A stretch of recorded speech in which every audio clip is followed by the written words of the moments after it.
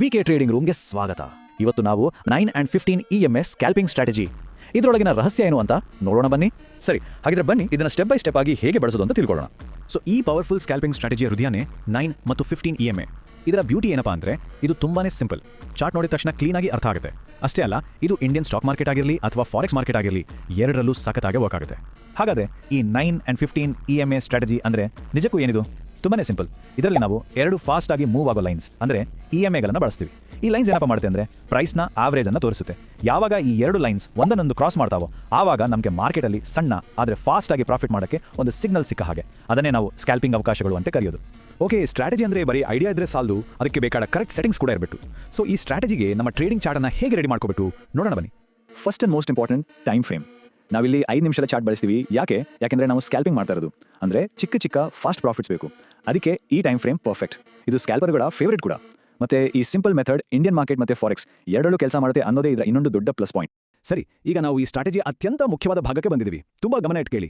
Trade entry ಮಾಡೋಕೆ ಮುಂಚೆ ನಾವು ಪಾಲಿಸಲೇಬೇಕಾದ 2 ಕಂಡೀಷನ್ಸ್ ಇವೆ. ಇದರಲ್ಲಿ ನೋ ಕಾಂಪ್ರಮೈಸ್. ಮೊದಲನೇ ಕಂಡೀಷನ್, ಪ್ರೈಸ್ ಒಂದೇ ಡೈರೆಕ್ಷನ್ ಅಲ್ಲಿ ಹೋಗ್ತಿರ್ಬೇಕು. ಅಂದ್ರೆ ಕ್ಲಿಯರ್ ಆಗಿ ಅಪ್ ಟ್ರೆಂಡ್ ಆದ್ರೂ ಇರಬೇಕು ಅಥವಾ ಡೌನ್ ಟ್ರೆಂಡ್ ಆದ್ರೂ ಇರಬೇಕು. ಇನ್ನು ಎರಡನೇ ಕಂಡೀಷನ್, ನಮ್ಮ 9 ಮತ್ತೆ 15 EMA ಲೈನ್ಸ್ ಕ್ರಾಸ್ ಆಗಬೇಕು. ಸುಮ್ಮನೆ ಕ್ರಾಸ್ ಆದ್ರೆ ಸಾಲದು, ಆ ಕ್ರಾಸ್ ಆದ್ಮೇಲೆ ಆ ಲೈನ್ಸ್ಗಳಿಗೆ ಒಂದು 30 ಡಿಗ್ರಿ ಅಷ್ಟು ಸ್ಲೋಪ್ ಅಂದ್ರೆ ಓರೆ ಇರಬೇಕು. ಈ ಸ್ಲೋಪ್ ಯಾಕೆ ಮುಖ್ಯ ಅಂದ್ರೆ ಇದು ಮಾರ್ಕೆಟ್ನಲ್ಲಿ ಸ್ಟ್ರಾಂಗ್ ಮೊಮೆಂಟಮ್ ಇದೆ ಅಂತ ನಮಗೆ ತೋರಿಸುತ್ತೆ. ನೆನ್ಪಿಡಿ, ಈ ಎರಡೂ ಕಂಡೀಷನ್ಗಳು ಒಂದರ ಹಿಂದೆ ಒಂದು ಫುಲ್ಫಿಲ್ ಆಗಲೇಬೇಕು.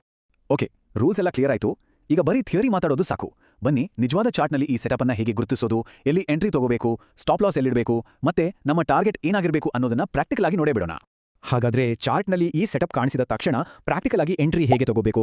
ಬನ್ನಿ ಇದನ್ನ ಸ್ಟೆಪ್ ಬೈ ಸ್ಟೆಪ್ ಆಗಿ ಅರ್ಥ ಮಾಡ್ಕೊಳ್ಳೋಣ. ನೋಡಿ, ಟ್ರೇಡಿಂಗ್ನಲ್ಲಿ ಅರ್ಜೆಂಟ್ ಮಾಡಿದ್ರೆ ಆಗಲ್ಲ. ತಾಳ್ಮೆನೇ ಇಲ್ಲಿ ದೊಡ್ಡ ಆಸ್ತಿ. ನಮ್ಮ ಮೊದಲನೇ ಕೆಲಸನೇ ಕಾಯೋದು. ಪ್ರೈಸ್ ಒಂದೇ ಡೈರೆಕ್ಷನಲ್ಲಿ ಹೋಗಿ ನಮ್ಮ 9 ಮತ್ತೆ 15 EMA ಲೈನ್ಸ್ ನಾವು ಅನ್ಕೊಂಡ ಹಾಗೆ ಒಂದು ಒಳ್ಳೆ ಸ್ಲೋಪ್ನೊಂದಿಗೆ ಕ್ರಾಸ್ ಆಗೋವರೆಗೂ ನಾವು ಚಾರ್ಟ್ ಅನ್ನ ವಾಚ್ ಮಾಡ್ತಾನೆ ಇರಬೇಕು. ಆ ಕ್ರಾಸ್ ಓವರ್ ಆದ ತಕ್ಷಣ ನಾವೊಂದು ಸ್ಟ್ರಾಂಗ್ ಬುಲಿಶ್ ಮೊಮೆಂಟಮ್ ಕ್ಯಾಂಡಲ್ ಬರುವವರೆಗೂ ಕಾಯಬೇಕು. ಅಂದ್ರೇನು? ಒಂದು ದೊಡ್ಡ ದಪ್ಪ ಹಸಿರು ಕ್ಯಾಂಡಲ್. ಅದು ಏನ್ ಹೇಳುತ್ತೆ ಅಂದ್ರೆ, ಹೇ, ಈಗ ಬಯರ್ಸ್ ಮಾರ್ಕೆಟ್ನ ಕಂಟ್ರೋಲ್ ತಗೊಂಡಿದ್ದಾರೆ ಅಂತ.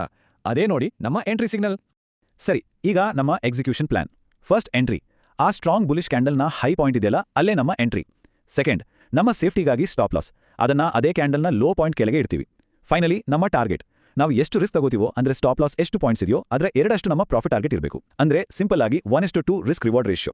ಇಲ್ಲಿದೆ ನೋಡಿ ನಮ್ಮ final check list. 1, time frame 5 ನಿಮಿಷ. 2, ಡೈರೆಕ್ಷನಲ್ ಮೂವ್ ಕನ್ಫರ್ಮ್ ಮಾಡ್ಕೋಬೇಕು. 3, 9-15 EMA ಕ್ರಾಸ್ ಓವರ್ ಜೊತೆಗೆ 30 ಡಿಗ್ರಿ ಸ್ಲೋಪ್. 4, ಮೊಮೆಂಟಮ್ ಕ್ಯಾಂಡಲ್ನ ಮೇಲೆ ಎಂಟ್ರಿ. 5, ಅದೇ ಕ್ಯಾಂಡಲ್ನ ಕೆಳಗೆ ಸ್ಟಾಪ್ ಲಾಸ್. 6, ನಮ್ಮ ಟಾರ್ಗೆಟ್ 1:2 ರಿಸ್ಕ್ ರಿವಾರ್ಡ್. ಅಷ್ಟೇ. ಈ ತರದ ಇನ್ನಷ್ಟು ಕಂಟೆಂಟ್ಗಾಗಿ ವಿಕೆ ಟ್ರೇಡಿಂಗ್ ರೂಮ್ ಅನ್ನು ಫಾಲೋ ಮಾಡಿ.